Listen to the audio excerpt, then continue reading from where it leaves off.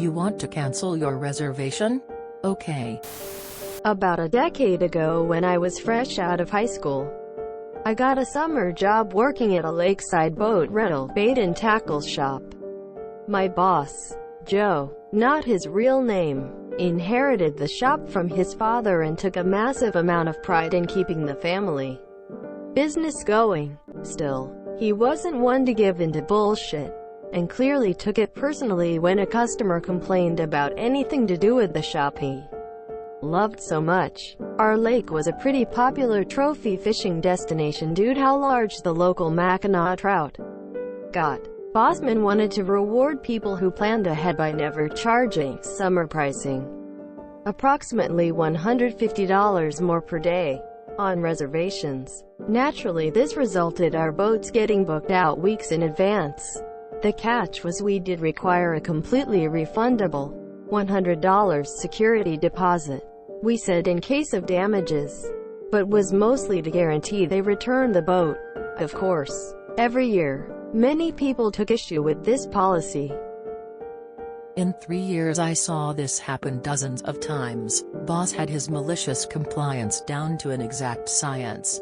When a customer would refuse to pay the security deposit, Joe would state the deposit is non-negotiable. Almost always, the customer would then declare they're canceling their reservation, they'll never do business here again, generally recite the whole Karen manifesto. Joe would cheerfully agree, feed their paperwork into the shredder, and send them off. You see, dear reader, of the 3 marinas on the lake, we were the only ones that rented out boats, the other 2 only rented out space for boats to dock. They'd never ask about our competitors, so Joe never had any reason to inform them. Without fail, within the hour the customer would be back, having realized that they couldn't get a boat elsewhere. Usually at this point business would be picking up, meaning I'd be, loudly, answering questions about boat rentals for other guests, and the customers' fishing buddies or antsy kids would be pushing them to get the boat already. Grudgingly they'd ask for their boat. Joe would fake concern and tell them that unfortunately, all the boats have been reserved for weeks, so we're usually unable to accommodate walk-in rental requests. As luck would have it, we had a cancellation earlier today. Since they don't have a reservation, however, we have to charge the summer holiday pricing. Oh, and, just FYI, we require a completely refundable, $100 security deposit for all rentals. I hope that's alright with you. Edit, clarifying, because it keeps coming up in comments. Customers were notified of the deposit requirement when they made the reservation, but they didn't need to pay anything until the day of rental. We didn't require the deposit in advance to secure the reservation, but we'd only honor the reservation until noon if no payment had been received, which we also told them about. Most folks chose to pay day of. Brilliant. The most elegant punishments are self-inflicted.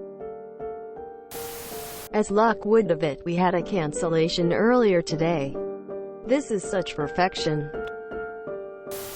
I'm surprised that with the holiday traffic, the rental wasn't already taken by someone else in the meantime. That would have been delicious revenge added into the compliance. If he didn't have a monopoly on the boats, the malicious compliance wouldn't be a satisfying laughing face. We said in case of damages, but was mostly to guarantee they returned the boat. Did someone steal a boat before? I see you've got it down to a fine art. Karens must hate it totally. Warmed my heart to see that you guys don't take nonsense from Karens.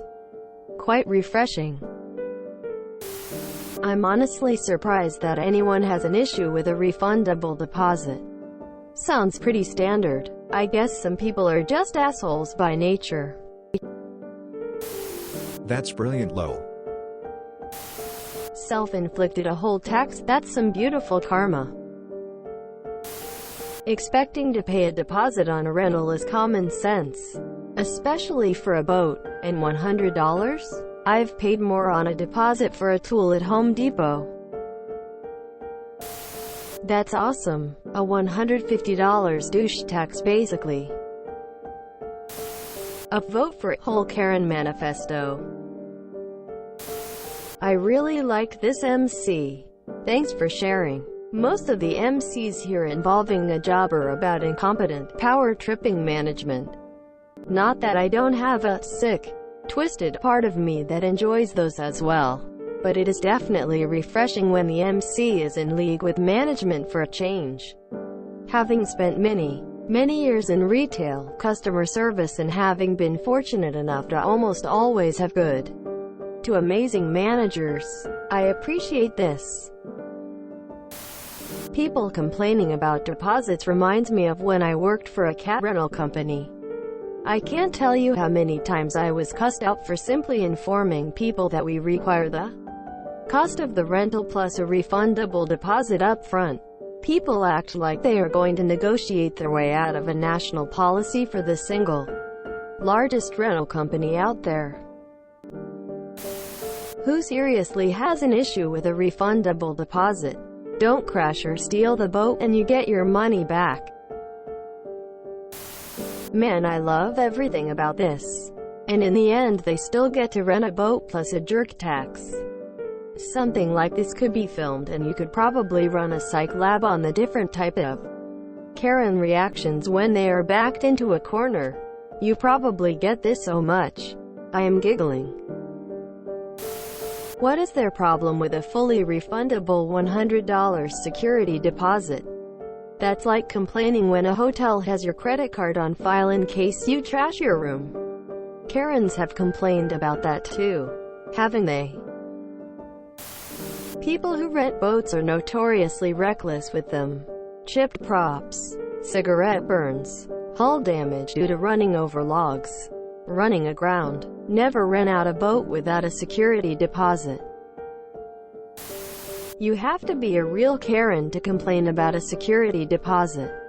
2 kegs of beer have a higher security deposit than $100.